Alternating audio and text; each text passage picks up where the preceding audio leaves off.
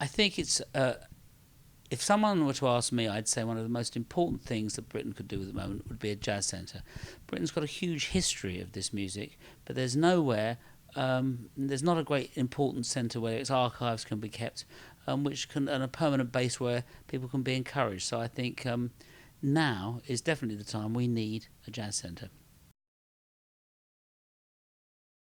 I think one of the things that has happened to jazz in the last sort of 50 years is that the mainstream press are more interested in the antics of uh, people who are sort of pop stars who sort of do things because their lives seem more interesting, and so therefore a lot of the jazz music has got sort of rather pushed to one side because it's all about the music or more about the music, and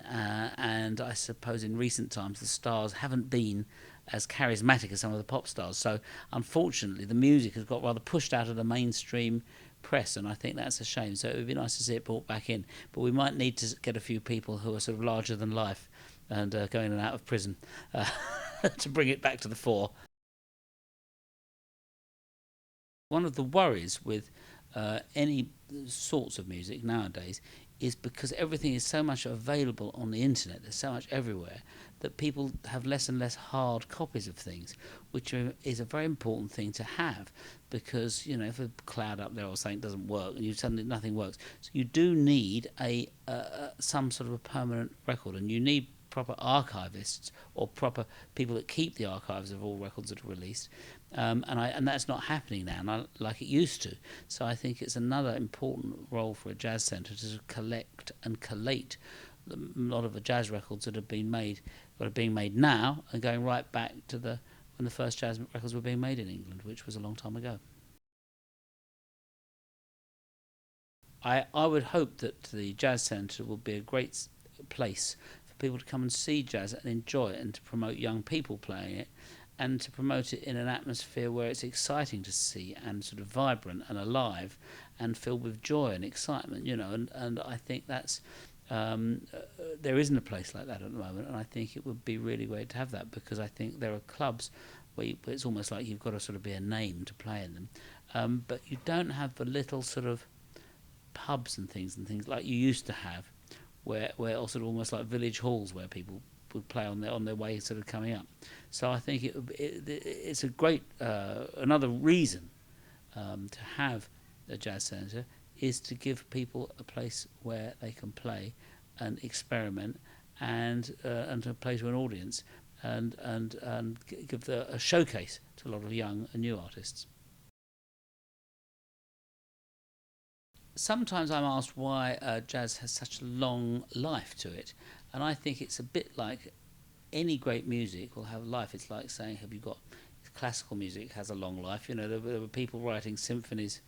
200 years ago, and they're still writing them now. And I think with jazz music, which is an improvisational music, there's always something for people to experiment and improvise around and communicate their feeling without using the blunt instruments I'm using now, which are words. So I think it's great that a jazz centre can be there and be there to keep the flame alive and to remind us where the future of jazz is going, where it is now, what people can play, and also for people to be aware of history and where it's come from. I think historically people have tried in the past to do some things like this, and it hasn't always worked. There isn't a place now, but I think there's much more music now, and more music, more popular culture relates to a lot of jazz that's in the mainstream. People like Amy Winehouse, you know, like you can go out and buy her singing jazz songs. You know, I think the relationship between popular culture and jazz music has never been stronger. And so, therefore, I think it might be easier now, or I hope it will be easier now, to get a jazz centre off. And that jazz music, of course, includes, you know, it embraces blues music, it embraces, because there's parts of blues in there, there's rhythm and blues music, there's sort of gospel music. It all sort of feeds into the same central a tenet of what it's all about, and I think a centre to it, to have that, to make it, help people understand it more and enjoy it more, really, is a really important thing, and I hope it's a great success.